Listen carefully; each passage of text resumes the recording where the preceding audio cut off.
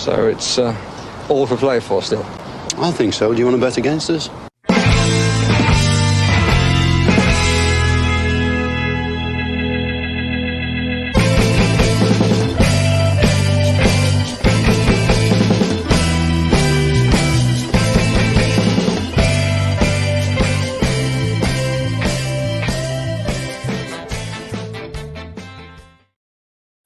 Hello, Villa fans, and welcome to For the Love of Paul McGrath podcast, where we're going to look today to Aston Villa versus Liverpool tomorrow night. And I don't know why, but I'm a bit like Paddy will probably attest to this. I was like, oh, we even bother doing a preview because we've only got 11 fucking fit senior players, outfield players at the club at the minute. Like, so, like, is there any point in doing a preview? Is there any point in doing a team sheet tantrum tomorrow? Because it's like it's basically walking wounded at Villa at the moment, Paddy.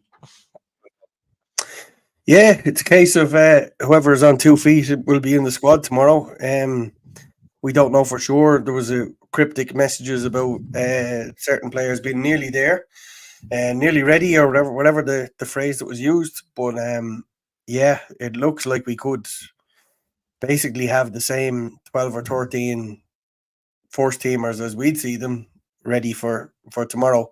So we've just got to be prepared, and we've got to be at our vocal best in the hope that we can push the players on to get past this this obstacle in our way. And in fairness, Liverpool should be more or less gearing up to a closing day party next weekend against Wolves at Anfield, and this should probably be the lesser of the two evils they have to deal with this week. I hope, anyway. And it's honest with you, like, you know, it's a pretty, like, how am I going to put this one now, like, without sounding like I'm somebody has hijacked my body, but I'm incredibly optimistic. You know, I'm an optimistic person, but like, it's difficult to go into this game and kind of go, right, are we going to grab a 0-0 draw out of it, or are we going to grab a 1-0 win, or whatever the case is? Just with the amount of injuries we have at the moment and the amount of players that we're down, like you mentioned there might be a couple of players back, but I'm equating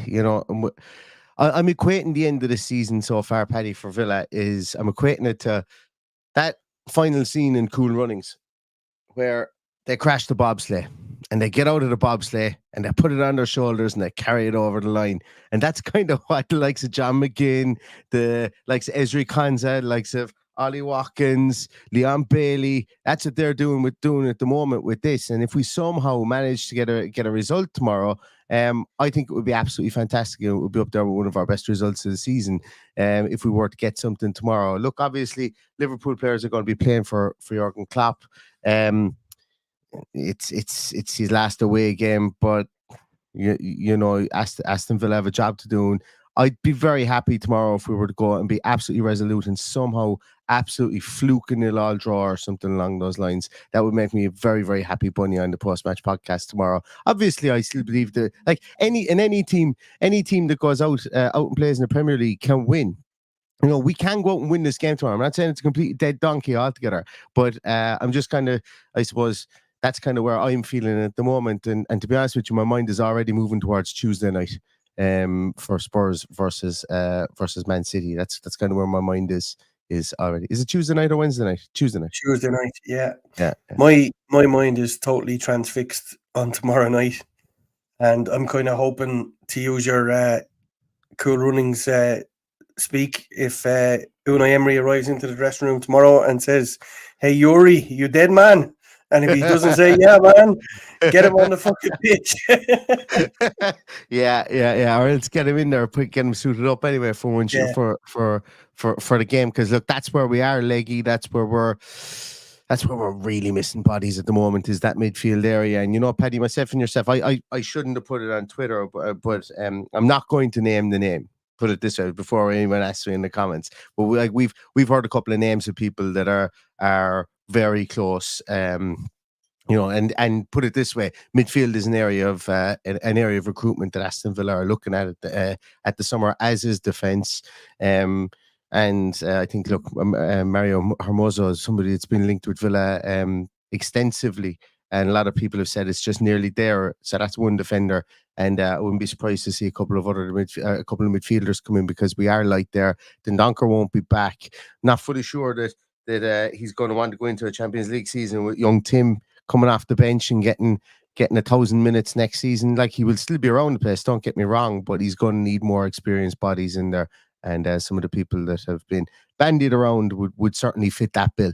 They would for sure, 100%. But it is one of those ones, Paddy, tomorrow, whereby, if we had a Yuri Tielemans tomorrow, it might make me feel a small bit better, because looks like Zaniolo won't be there. He name checked him. Unai Emery has name checked him as somebody that is unlikely to be there. You know, injuries or pain, should I say, more so than injuries. He's paying in somewhere. I can't remember where he landed that time. I think it was in his back, but he's unlikely to be there. You know, we're not going to have Morgan Rogers back. You know, so at that stage, you know, your attacking options in wide areas get kind of they become lower and lower and lower as well. And you know, we're playing with Matty Cash at right midfield at the moment. And I think, you know, that experiment is beginning to run its course. Matty Cash, I think, is a fine right back.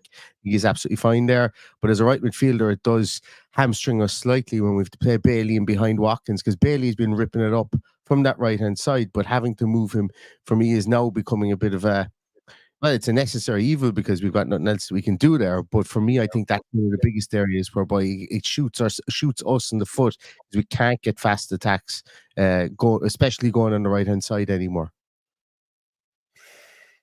Yeah, you've hit so many buttons there now. I don't know where to start, but I totally agree that the most important thing that happens tomorrow is that we have somebody who can split with one of those slide rule passes that Yuri Tielemans or Morgan Rogers can deliver. So I'm reliably informed that we won't see Morgan Rogers again this season, from somebody who's usually very correct. But Yuri Tielemans is obviously really, really close, and that is the one we need. And do you know what? Maybe we can put Emi Buendia out there, even if he just stands there and passes the ball and doesn't do any running. He couldn't do much worse than what we've done in the last few games of trying to get in behind the defensive line.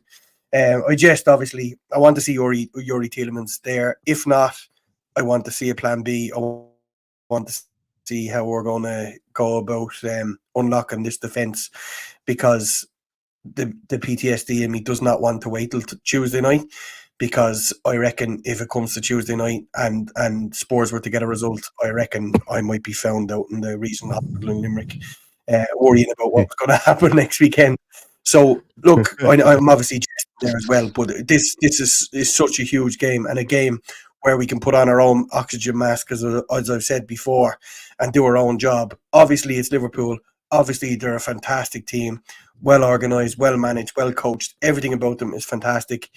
We're going to have a tough job to do, but their race is run. They've nothing to play for.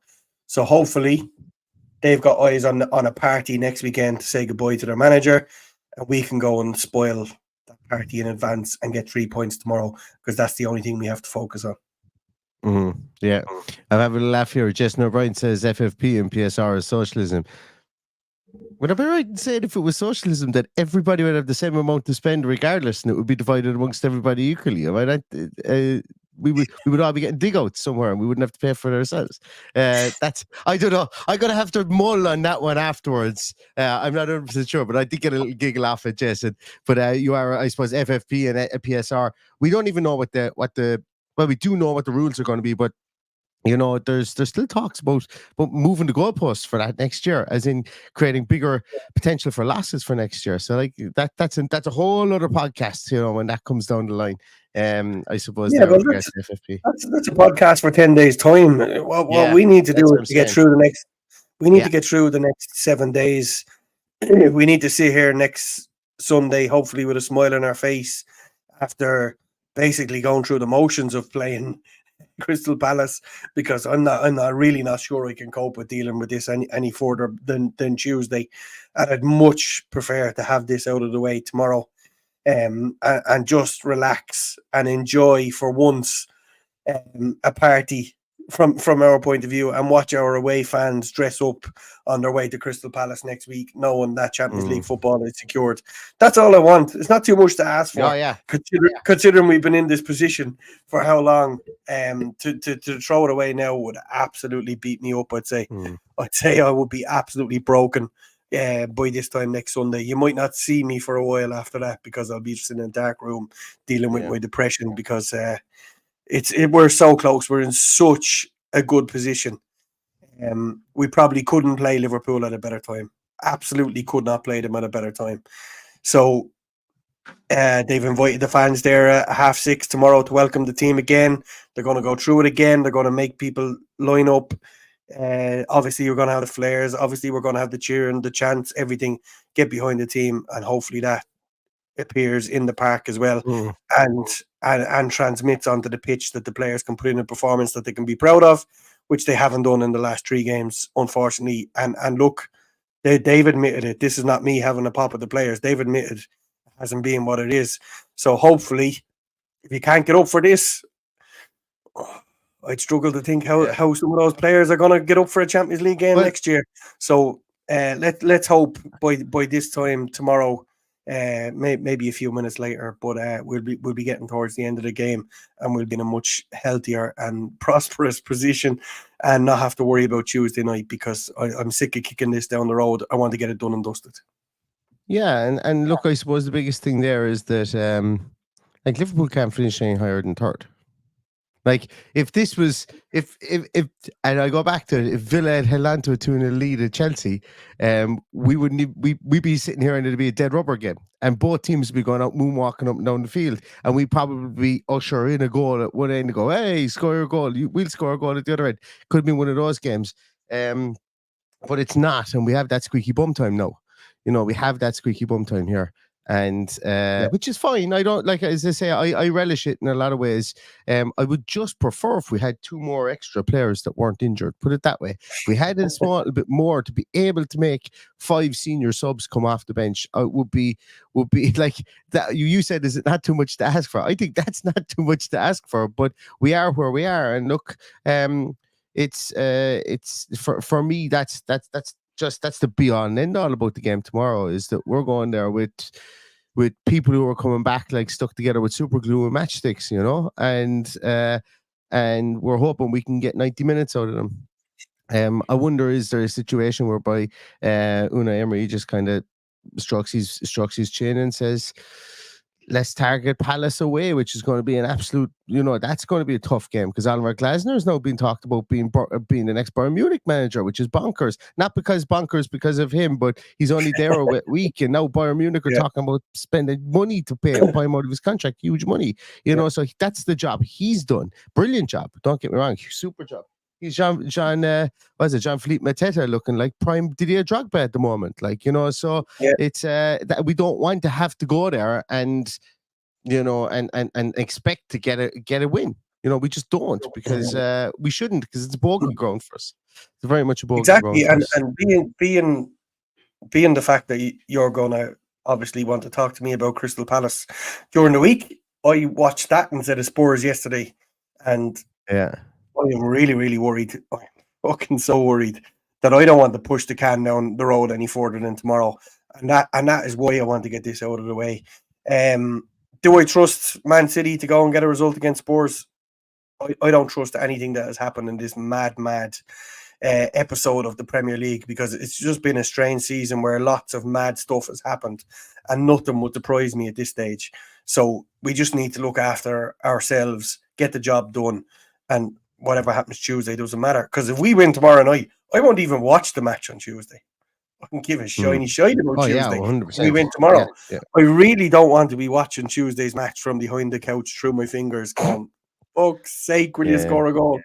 I've had it today. I watched went over with a friend of mine to the pub to watch Arsenal today, and thankfully they got their job done to keep the pressure on Man City, because that was obviously a worry today. So there's so many moving parts in this. Thankfully they've all moved in the right direction, and that Liverpool have nothing to play for, and both Arsenal and Man City do.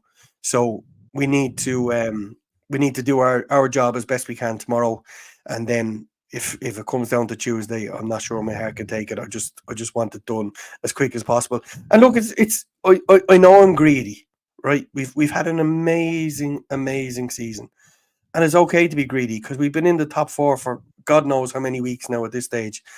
And all I want is just this once to do it the easy way and sit there in September with my son by my side for the first time in his life and hear the Champions League music played at Villa Park. And we're that close, and that's what's killing me.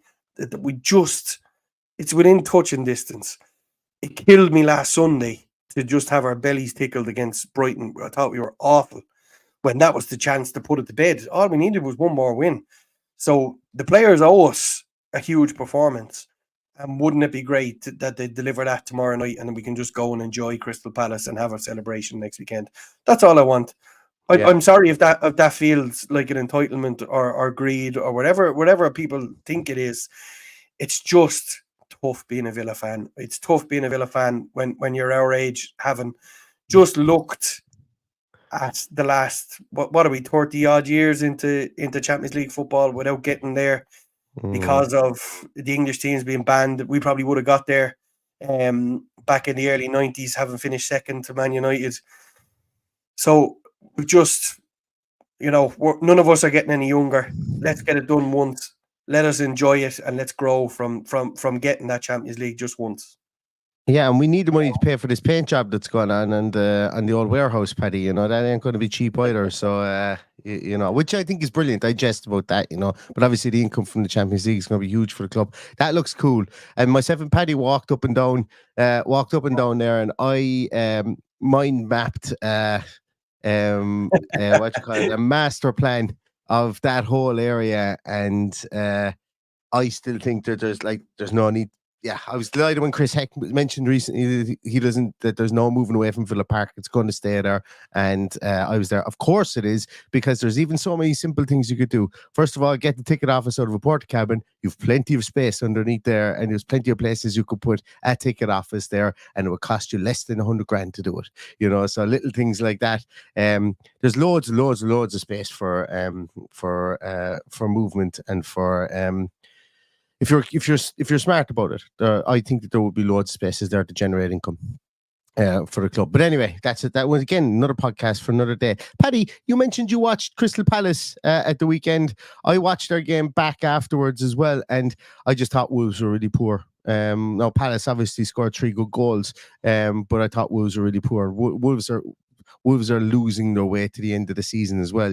Gary O'Neill has done a great job, but I think like a lot of teams, once they were mid-table, it didn't matter to them whether they finished 13th, whether they finished 14th, 15th, or whether they finished 11th or 12th. To them, they knew where they were finishing, and I think that's just where they are at the moment.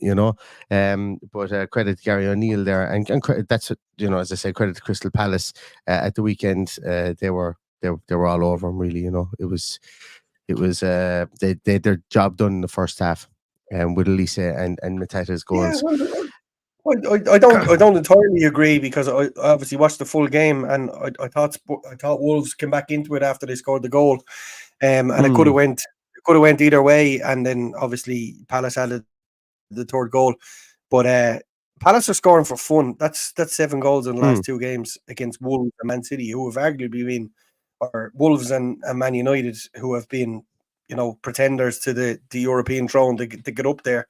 Wolves weren't. If Wolves had been playing like that throughout the whole season, they probably would have got there. But Man United are just on the periphery.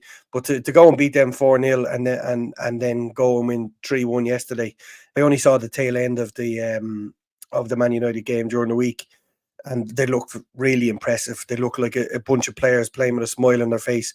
I was happy to see the link with their manager to Bayern Munich, because that can shuffle the pack a little bit as well. So I'm hoping that will play on their mind, and because let's face it, the money that will attract to Crystal Palace, a team that operates, let's face it, on a shoestring more than most, they probably cannot turn that down when you're looking at what they could pay to bring him to the team. So to bring him to Germany, sorry. So it could potentially happen, and to have that uncertainty around it is great. Yeah. No, I don't think he's going to go anywhere. Well, look, I won't say he isn't going to I, go I anywhere. actually don't either. To be If there was fair, 20 million put in the tables, Palace would let him go. You know, I think they exactly. would. Yeah. I think they would, because I think they would see being able to. Yeah, I won't get into it. I was going to say they'd feel they'd be able to replace a manager quicker than they'd be able to turn down 20 million. I don't know. Maybe I could be wrong in that. But we'll see. Not a lot of managers get bought for 20 million. That's why I picked that number. In fact, I don't think any manager has been bought for 20 million. So that's why I picked that number. It would be ridiculous to turn it down for a manager, I think. Obviously, I hope Nassif isn't listening to this if Bayern come offering 20 million for Unai Emery, because you should turn it down, and no one should ever take money for their manager. I'll completely be fickle in that argument. I'll be completely fickle in that argument if I need to. Going back to tomorrow night, I suppose, against Liverpool, like they're coming back into form themselves as well, you know, but they have been kind of leaking goals recently too, you know. They've been allowing teams come back into the at the end of games. We just see Man United in the FA Cup game. They've definitely righted the ship since then. But Spurs got a couple of late goals as well against them, and you never know if we can keep this one tight, which we traditionally have not been able to do against Liverpool. You know, we just have not been able to keep things tight. I remember being a 12, 13-year-old and Robbie Fowler playing up front for Liverpool. I remember listening to it on 5 Live on the radio, on AM radio, and we had a dodgy electric fence outside our house, which was earthed somewhere, and all you could hear every 5 seconds was tick, tick, tick on the AM radio as it was going through, because it was picking up the electrical signal from the electric fence outside the house somewhere. But I remember listening to that and thinking, oh, yeah, we can get something done here. We can do something great today. And then all of a sudden, Robbie Fowler is winning the back of the net after 8 minutes. And like, oh, Jesus. You know, so I remember being at a game where you had 3 in the back of the net after 8 minutes. This is the exact game I'm thinking of, Paddy. That's the exact game I'm thinking of. I had bunk beds in my room, yet I know one else slept in my room. So I remember I used to sleep in the top bunk of bunk beds, even though I know no one else sleeping in the bunk beds, listening to that game, going, Jesus. And I was like, everyone's going to slag me in school tomorrow. No, everyone's going to slag me in school. That's what I was thinking. But but you know, like that as well. There's a first time for everything, Paddy. There's a first time for everything, and I hope tomorrow that, you know, I am still confident though that if we put out 11 players in the field, that barring massive catastrophe and mistakes, you know, one good defensive performance is all we need this season. That's all we need this season. As you said, the players owe us one performance. I'm looking for one good defensive performance tomorrow, because I've got a funny feeling in the back of my mind that we will score tomorrow. I think we'll score a goal, and I think it's going to be Ollie Watkins, and I think he's going to break the 20 goals. But it's about keeping him out the other end. And it's easier said than done against the likes of what will probably be Diaz, Gakpo, and Salah. That's what seems to start up front now. So you'll have the likes of Harvey Elliott, who banged one in recently as well, an absolute perler into the top corner. You're going to probably have, I would say he's going to start Endo in midfield, and then you're probably going to have McAllister too as well. So like they're going to have a goal threat regardless. And Trent Alexander-Arnold, of course, can ping him in from anywhere. He lobbed the goalkeeper, who I can't remember who they played last, but tried to chip the keeper from the middle of the field, you know. So so they're going to have goal threats from everywhere. But if we can keep the score tight tomorrow, go in 0-0 half time, and anything can happen from there. And I think that's going to be the game plan. Either try and catch an early goal, and if not, do not concede one early, and we'll see what way that one goes. Whoa, I'm Matt Hallinan. You're distracted as I am, aren't you? Matt, Jesus Christ, thank you so much. And I mean that in a good way. Matt gifted 50 memberships twice. Holy moly, Matt. That's absolutely bonkers. Thank you so much. And bonkers in a good way. Sorry. I'm just blown away by your generosity. Thank you so much for that. That's absolutely incredible. You've been a huge ally of the podcast through the whole season, this season and last as well. And genuinely flabbergasted by that, Matt. Thank you so much. Thank you.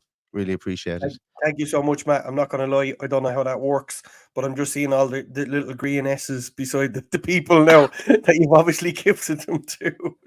But thank you so much. You're obviously being a huge fan of our podcast from day one.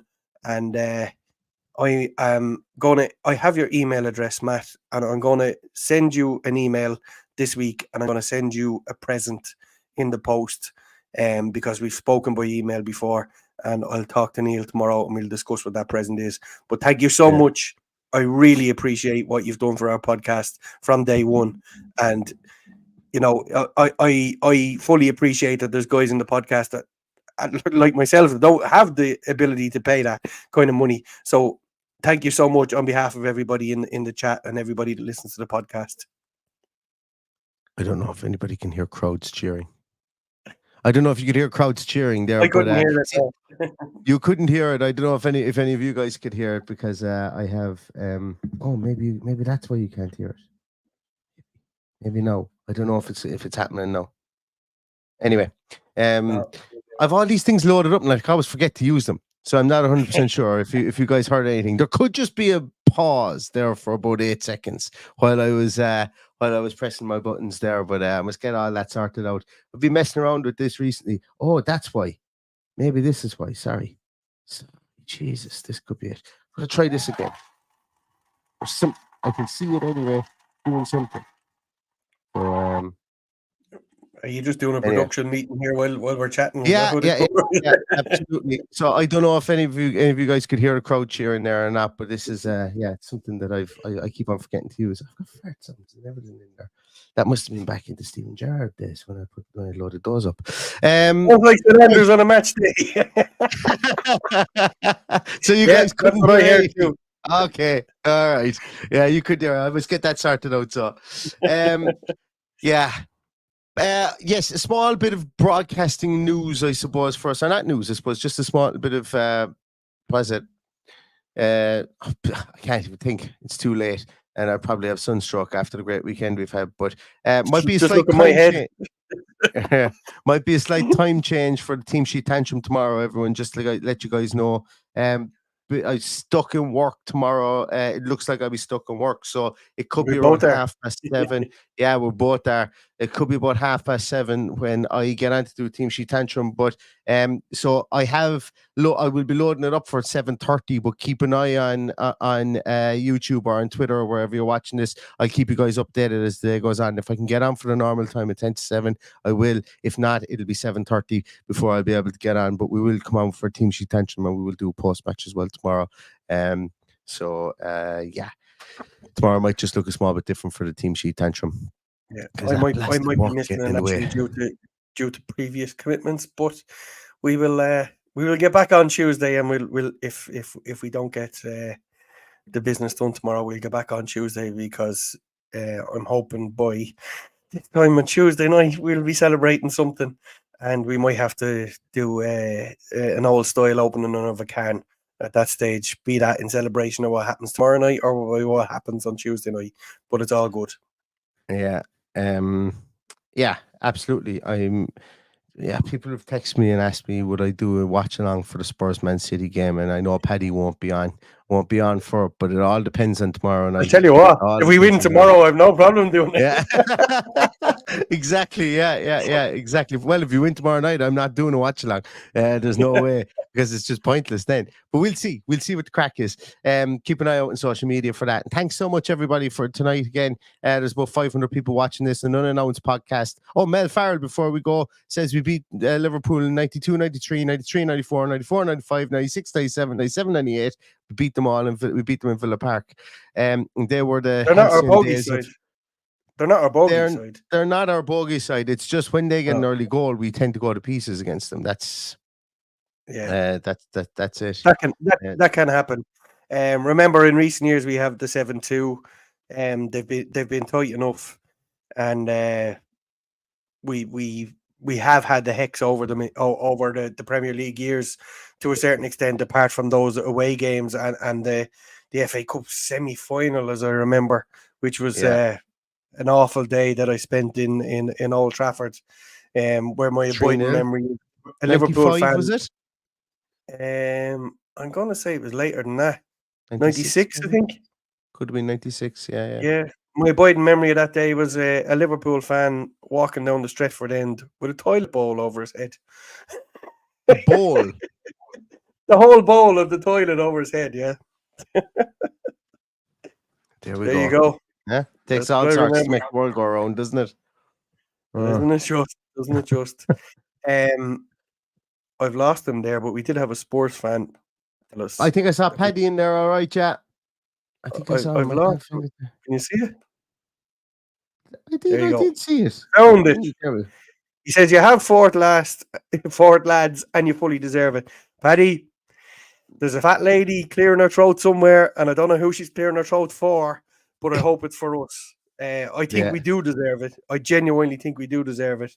Our injuries haven't been discussed as much as everybody else's, and we've had a tough bloody season given the players and the quality we've had at our disposal, and we're within touching distance. It's not going to be easy, but if we can get over the line in the next 2 days, I might even invite you out for a pint, Paddy. How's that? There we go. Two Paddies collide. That'll be great. And when Paddy was saying the fat lady was clearing her throat, it's because of the saying the fat lady sings, "Get your heads out of the gutter, everybody else." That's what I will say there. All right. Sunstroke is getting to me now. Yeah. I just thought I clear that one because I was expecting a comment to go in there. Just saw I know somebody's watching that was going to put in a dirty comment. So anyway, Chad's going to the game tomorrow. Good to see you out of hospital again, Chad. Yeah, good to see you on the up and on the mend. Brilliant stuff. Yeah. Have a great night, Chad. I hope we can do it for you. Yeah, you've been fairly ill over the last couple of weeks, so hopefully the boys can get us over the line tomorrow. Absolutely, yeah. I hope so too, and I think everybody does. You know, we're all. It's so funny. I don't want this season to end in a lot of ways, but I just want to know that there's something good at the end of the season, and that would be Champions League football. So if we get Champions League football, I'll petition Premier League to put an extra 50 games on the season. I don't care because I wouldn't want it to finish. But it all depends on tomorrow. The next 48 hours are huge for Aston Villa Football Club. It's as simple as that, and we'll be here with you every step of the way. So. Thank you so much to everybody. We will be back tomorrow. And stay safe, stay healthy, and all that's left to say is up the Villa. Up the Villa.